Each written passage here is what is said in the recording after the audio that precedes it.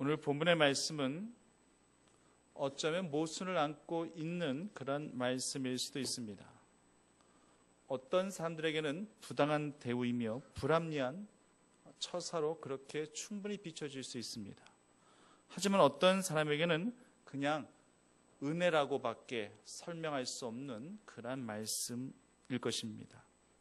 세상 논리와 이치가 그렇듯 내가 일한 만큼 받고 수고한 시간만큼 받는 것이 당연한 그런 요즘 트렌드인데, 오늘 본문의 말씀은 이 모든 것들을 다 여지없이 다 깨트리고 있습니다.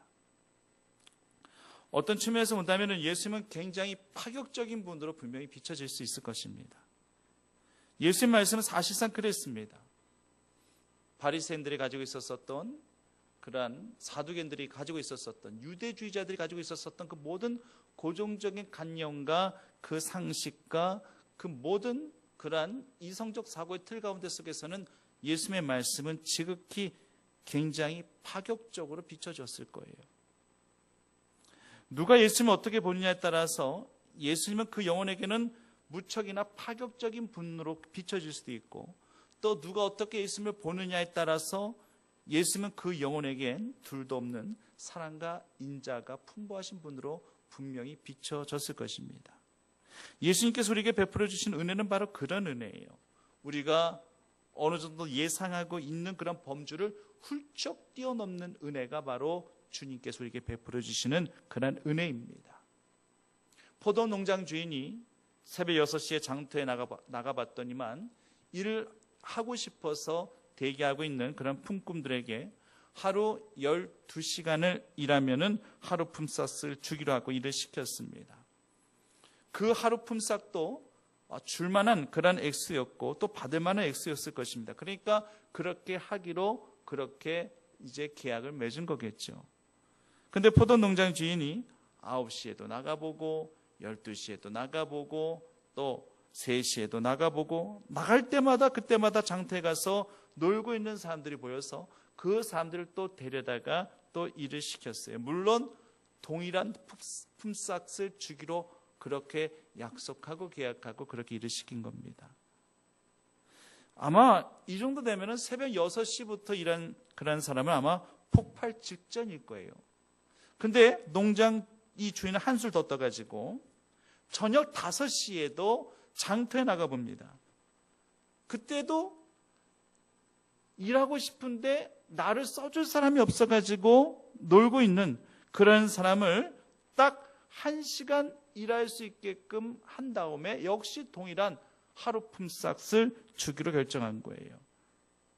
자, 아마 요즘 이런 고용주가 있단다 할지라면은 아마 품꾼들에 의해서 아마 고소를 당하려는지 모르죠. 물론 법적으로는 하자가 없기 때문에 고소는 힘들단다 할지라도 아마 이런저런 테러에 가까운 그런 보복 행위가 정말 끊어지지 않았을 것입니다. 이건 누가 봐도 따질 만한 거예요. 어떻게 새벽 6시에 나와서 12시간 동안 일한 사람하고 딱 1시간 일한 사람하고 어떻게 동일한 품삯을 받을 수 있겠느냐. 이거는 말이 안 되는 겁니다. 그런데 이렇게 말이 안 되는 이야기가 성경에는 많이 언급되어져 있어요. 그래서 우리는 이것을 그저 은혜라고 그렇게 말할 수밖에 없는 겁니다. 탕자의 비유가 솔직히 이해가 되십니까? 객관적인 관점에서 봤었을 때 탕자의 비유는 사실 이해가 안 됩니다. 큰아들의 입장을 한번 생각해 보시면 오늘 본문에 12시간 일한 이 품꾼의 입장과 전혀 다르지가 않아요. 탕자의 형은 아버지를 도통 이해할 수가 없습니다. 자신이 부당한 대우를 받고 있다고 생각하는 거죠. 자신은 아버지 곁에서 성실하게 일하면서 아버지 재산에 대해서도 욕심 부리지 않고 일을 했는데 어떻게 저 망나니 같은 동생 그렇게 탕자하고 같은 취급을 하느냐는 얘기예요. 아버지 유산 다 말아먹고 거지 행세꼴로 찾아온 이 탕자를 받아주는 것이나 아들의 지혜를 인정해 주기도 하고 그 아들을 위해서 잔치까지 베풀어 주는 아버지를 사실 탕자의 형은 이해하기 힘든 거예요. 한마디로 근데 아버지 마음이에요.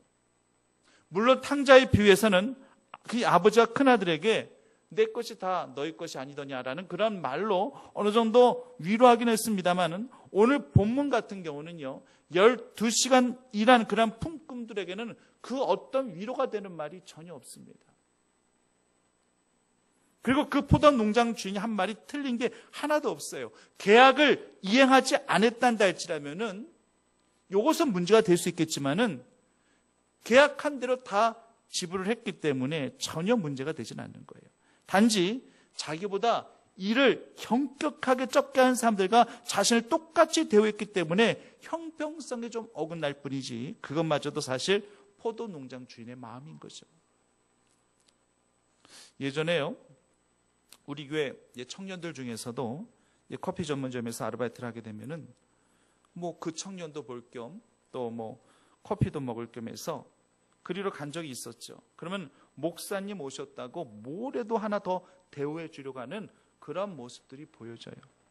커피잔을 사이즈 업 큰 것으로 그렇게 바꿔서라도 더 많이 드리고 싶은 그런 마음. 물론 사장님 몰래 하는 거겠지만 사실 그런 마음 자체는 어떻게 누가 말릴 수는 없는 거예요. 자주 가는 그런 단골이라면 그 단골 손님에게는 더 많이 서비스해주고 싶고 더 챙겨주고 싶은 그런 마음들이 다 있는 거죠. 이것조차도 부당하다라고 한다 할지라면 부당할 수 있는 거겠지만 그래도 심정적으로는 다 이해가 가는 부분이에요. 우리는요, 하나님의 마음을 본문에서 충분히 이해하고 충분히 헤아릴 수 있어야 됩니다. 포도 농장 주인의 마음은 한 사람이라도 일할 수 있는 길을 더 주고 싶고 그 대가를 보상해 주고 싶은 그런 마음이 바로 이 포도 농장 주인의 마음이었습니다. 이 포도 농장 주인이 그저 돈을 벌려 하는 그런 마음만 있었단다 할지라면은 시간별 임금 계산을 정확하게 했겠죠. 정확하게 계산해가지고 정확하게 주었겠죠. 12시간 일한 사람하고 1시간 일한 사람 절대 똑같이 줄 수가 없습니다. 이건 말이 안 되는 거예요. 요즘 시급이 얼마다 한다 할지라면은 그 시간만큼 곱하기 해가지고 그 시급을 받는 것이 지극히 마땅한 겁니다. 그런데 농장 주인은 그게 아니에요. 한 사람이란다 할지라도 더 일할 수 있는 기회를 주기 위하여 5시에도 장터에 나가는 거예요. 1시간만 일한 사람들은 예를 들어서 일하기 싫어가지고 빙둥빙둥 놀고 있다가 이 포도 농장 주인에게 그래서 발견되어져서 그렇게 일을 한 케이스를 한다 할지라면 아마 이런 식으로 똑같은 동이나 하루 품삯을 주지 않았을 것입니다. 그들은 일하고 싶었어요. 일하고 싶어가지고 계속 기다렸던 것입니다. 누군가가 자기 자신을 써줄 그런 사람을 찾기를 간절히 고대하면서 기다리고 있었던 거예요. 그래서 그 자리에 계속 있었기 때문에 이런 은혜를 받아 누릴 수 있게 되었던 것입니다. 자리를 지켜갈 수 있는 그러한 온전한 헌신과 충성과 그 믿음이 하나님의 믿음의 분복 따라 은혜 받게 되어지는 줄 고백하시는 주의 성도 되시기를 간절히 바랍니다. 오후 5시가 되었는데도 만약 그리고 이제 곧 해가 지기 때문에 내가 일할 수 있는 시간은 단 1시간밖에 없다. 그리고 그 1시간마저도 일을 하고 싶다 한다 할지라도 나를 써줄 사람이 나타나지 않고 있다. 이렇단다 할지라면은 그냥 오늘 하루는 공쳤구나. 그냥 이렇게 생각하고 그냥 집에 간다든지 그냥 다른 데를 갔다든지 아마 일반적으로 그렇게 했을 겁니다. 그런데 이들은 장터에 5시까지 있었습니다. 이것은 뭘 의미하는 것이겠습니까? 이들은 정말 일하고 싶은 마음이 간절했던 거예요. 돈이 문제이기 때문에 그들은 지금까지 있었던 거겠죠. 하지만 이제 일할 시간이 1시간 정도 밖에 남지 않은 상태에서 이들이 얼마나 큰 돈을 원했겠습니까? 지금이라도 나 같은 자 들어 써준다면 내가 돈 얼마 못 받는 거 못 받는 거 다 알면서도 그들은 이랬을 거예요. 이들의 마음이 그랬습니다. 이런 마음을 포도 농장 주인이 이미 헤아렸기 때문에 그냥 하루 품삯치를 다 줘버린 거예요. 아마 이들은 1시간 동안 정말 최선을 다해서 아마 일을 했을 것입니다. 그 1시간이 이들에게 있어서 얼마나 소중한 시간이었겠습니까? 본문의 말씀을요, 12시간 일한 그런 품꾼들 입장에서 보려 한다 할지라면 절대 말씀 속에서 은혜 못 받습니다. 아무리 계약이다 뭐다 해서 법적으로 전혀 문제가 없다 한다 할지라도 그들의 입장에서는 이 포도 농장 주인이 지극히 원망스러운 것이고 1시간 일하고 똑같은 품삯 받아 챙긴 그 사람들도 아마 이유 없이 아마 미워했을 거예요. 그렇지 않겠어요? 니까지 이렇게 1시간밖에 일하지 않고서 12시간 일한 나하고 똑같이 돈을 다 같이 받아 챙겨. 이런 마음에 안 들겠어요? 미워하는 마음도 자연스럽게 생겼을 겁니다. 그러니까 오늘 이 말씀은요, 포도 농장 주인의 관점에서, 그리고 1시간만 일하고도 은혜를 받은 이 품꾼의 관점에서 말씀을 봐야지만 우리가 은혜를 받아 누릴 수가 있는 거예요. 그 1시간은요, 정말 우리들에게도 바꿀 수 없는 중요한 시간일 수 있습니다. 여기서는 양적인 시간을 의미하는 것이 아니에요. 양적으로 본다는 할지라면 어찌 1시간을 12시간과 12배나 되는데 어찌 비교할 수 있겠습니까? 그러나 양적인 시간을 의미하는 것이 아니라 질적인 시간을 의미한다는 것을 아셔야 돼요. 그냥 흘려보내는 1시간이 아닙니다. 그 1시간으로 말미암아 잃어버린 하루를 다 되찾게 되어주는 소중한 시간이었던 것입니다. 저는 12월이 되면은요, 항상 이 오늘의 본문의 이 말씀을 참 동안 떠올려 보게 됩니다. 1년은 12달이에요. 그리고 지금은 한 달도 채 남지 않은 그런 정점에 우리는 와 있습니다. 지난 11달 동안 열심히 수고하고 헌신하시면서 신앙생활 하신 분들도 많으시겠지만 혹시라도 내 손에 쥐어주는 열매가 없는 것 같다고 느끼시는 분도 계실 수 있으시죠. 아니면 11달 동안 하나님 앞에 제대로 헌신하지도 못하고 열심히 되지도 못한 그런 삶을 살았다고 고백하시는 분들도 계실 수 있으시겠죠. 이런 분들에게 있어서 이 한 달은요, 무척이나도 중요한 한 달이 될 수도 있을 것입니다. 이 한 달 우리가 어떻게 보냐에 따라서 올 지나온 한 해 자체를 다 보상받을 수도 있다라는 사실을 기억하실 수 있으시단다 할지라면은 남은 불과 한 달도 남지 않은 이때 이 시간이 주님 앞에 올려드릴 수 있는 기쁨과 감사의 시간이 되어야 할 것입니다. 하나님은요, 능히 그렇게 하실 수 있는 분이에요. 올 한 해의 12월 더 이상 우리에게 오지 않습니다. 우리가 붙잡아야 할 마지막 기회입니다. 이 한 달로 말미암아 하나님이 내게 축복 주시고 은혜 주시려고 작정하셨단다 할지라면은 어떤 방법으로든 이 한 달을 우리가 꼭 붙들고 붙잡고 주님을 위해서 시간을 내어드릴 수 있어야 된다고 하는 거예요. 또 이 시기가 되면 떠올려진 소설이 오헬리의 마지막 입새예요. 이 폐렴에 걸린 존시라는 이 운명론의 소녀가 추운 겨울날 이 담장벽에 있는 나무의 잎새 하나하나 떨어지는 것을 보고 자신의 생명도 그렇게 점점점 사그러져 가는 것으로 그렇게 투영하고 있습니다. 저 잎새들이 다 떨어지면은 나도 이제 죽는 거겠지라고 생각하면서 점점점 그 쇠약해져 가고 있는 거예요. 이런 마음을 알고 있는 이 베오멜이라는 하가가 그 눈보라치는 그 추운 겨울날 그 새벽에 마지막 담장벽에다가 영원히 떨어지지 않는 잎새 하나를 그리게 됩니다. 얼마나 잘 그렸는지 그 잎새가 진짜 잎새인지로 착각하게 돼요. 그래서 이 존시라는 이 소녀는 생기를 얻어 활력을 찾게 되고 대신 이 베어머니라는 이 하가는 결국 얼어 죽은 채 발견되죠.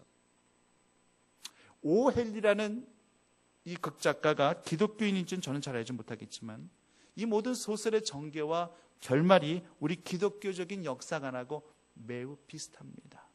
이 소설은요, 절대 러브스토리를 담고 있는 소설이 아니에요.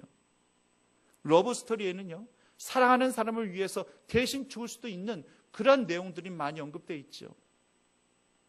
하지만 존시를 위해서 자신의 생명을 바친 이 베어머니라는 하가는요, 존시와 아무런 상관이 없는 사람이에요. 그럼에도 불구하고 눈보라치는 그러한 추운 겨울날 이 존시라는 소녀에게 생명력을 불어넣어 주기 위해서 그림을 그리다가 대신 자기 자신은 얼어 죽게 된 사건이에요. 마치 아무런 연관도 없고 아무런 상관도 없고 아무 쓸데없는 나 같은 자 구원하시기 위해서 십자가에서 죽임당하신 예수 그리스도의 이 마음과 매우 흡사하다는 것을 느껴보게 됩니다. 예수님은 3년이란 공생애를 정말 하나도 버릴 것 없는 그런 시간으로 그렇게 우리를 위해 사용하시다가 우리 위해 돌아가시고 우리 위해 벌하신 은혜의 주님을 저희들은 지금 믿고 따르고 있는 것입니다. 우리는 이것을 무엇이라고 표현하느냐? 속량이라고 표현하는 거예요. 이것을 속량이라고 표현하는 겁니다. 마지막 1시간 일하는 사람들은요, 1시간 일함으로 말미암아 다 놓쳐버린, 놀아버린 11시간을 그 1시간의 그 헌신과 그 열정과 수고를 통해서 다른 12시간 전부를 다 살려낸 것과 마찬가지예요. 이것을 바로 속량이라고 그렇게 말하고 있는 것입니다. 이런 말씀을 절대 어부지리리 이런 사자성어로 쓰면서 절대 이 말씀을 폄하해서는 절대 안 됩니다. 운으로 재수가 좋아서 이런 관점에서 오늘 말씀을 이해하려 한다 할지라면 그 어떤 은혜도 우리가 받아 누릴 수가 없습니다. 최선을 다해서 수고하고 헌신하는 것이 1시간이 됐든 2시간이 됐든 3시간이 됐든 그런 한결같은 마음으로 12시간을 헌신하고 수고한 그런 자들에게 신문대로 거두게 하시고 눈물 흘리며 씨를 뿌린 자가 기쁨으로 단을 거두게 하시듯이 그런 하나님의 역사가 분명히 있는 건 마찬가지예요. 그건 당연한 사실입니다. 그러나 일할 수 있는 기회가 있음에도 불구하고 일하지 못해 안타까운 그런 영혼들에게 그 단 1시간의 그 시간은 제가 방금 전에도 말씀드렸지만 그 1시간은 결코 어떤 수량적인 그러한 어떤 양적인 시간을 의미하는 것이 아니라 그 1시간이 바로 질적인 시간, 하나님께서 은혜 주실 만한 그 시간, 그 시간이란다 할지라면은 바로 카이오스의 시간, 물리적인 크로노스의 시간이 아니라 그 1시간이 너의 모든 삶을 다 보상받게 하겠노라고 그렇게 약속하신 시간들이 우리들 각자에게 있을 수 있다라고 하는 거예요. 그 시간만큼은 절대 어떤 방법으로 놓치지 말고 붙잡아야 됩니다. 절대 잃어버리서는 안 됩니다. 아무리 많은 시간들 수고했단다 할지라도 내가 너에게 은혜 줘야 될 이 카이오스 시간을 너희가 놓쳐버린다 할지라면 그동안 노력해왔었던 그런 수고도 모두 다 물거품이 될 수 있다는 사실을 기억한다 할지라면 매 순간마다 성실하게 매 순간마다 충성과 헌신과 열정을 다해서 주를 위해 일하는 이 마음가짐, 이 성실함이 우리에게 요구되어지는 것이고 그 가운데 속에서 어떤 한 특별한 그 정점과 그 순간의 카이오스의 은혜의 시간으로 하나님께서 우리를 위해서 준비하시기 위해서 우리가 그때가 어느 때인지 모르기 때문에 우리는 마지막을 살아가는 이때 가운데 속에서도 그때를 우리가 미리미리 준비하며 성실하게 살아가야 할 그러한 영적 의무가 우리 모두에게 있다는 사실을 성도님들이 절대 잊어서는 안 될 것입니다. 우리가 이 세상을 살아가면서요, 분명 살아있는 그런 시간도 맞이할 수 있을 것이고 죽어가는 시간도 우리가 맞이할 수 있을 것입니다. 그런데 절대 시간을 절대 산술적으로 그렇게 계산해서 따져서는 절대 안 돼요. 잠자는 시간 얼마, 깨어있는 시간 얼마, 이건 명확하게 나오죠. 명확한 거죠. 하루에 얼마 정도 자? 하루에 깨어있는 시간이 얼마 정도 돼? 수험생에게 너 하루 얼마나 공부해? 하루에 몇 시간만 자고 공부하는 거야? 이것은 산술적인 계산으로 다 나와요. 명확하죠. 그러나 이것 가지고 산술적으로 말한 이것 가지고 이 모든 것들이 다 진리냐 맞는 말이냐 그렇게 이야기할 수는 없어요. 내가 하루 6시간을 잔단다 할지라도 잠자고 있는 상태가 어떠한지가 더 중요한 거 아니겠어요? 내가 3시간, 4시간 정도만 잤어도 그 잠이 정말로 꿀잠이었고 아주 숙면을 취했단다 할지라면 그 정도만 가지고도요 하루를 거뜬하게 버틸 수가 있습니다. 아무리 6시간, 7시간, 8시간 아무리 9시간 많이 잤단다 할지라도 내가 자주 깼다든지 내가 많이 뒤척였었다든지 내가 악몽을 꿨다든지 숙면을 취하지 못했단다 할지라면은 오랜 시간 잠을 잤단다 할지라도 오랜 시간 내가 침상이 있었단다 할지라도 하루 종일 피곤한 기운을 느낄 수밖에 없다라고 하는 거예요. 그렇기 때문에 산술적인 계산으로 모든 것들을 따져서는 안 된다는 것입니다. 저는 어떨 때는요 고속도로 상에서 이제 운전을 하고 가다가 졸음이 막 몰려올 때 있지 않습니까?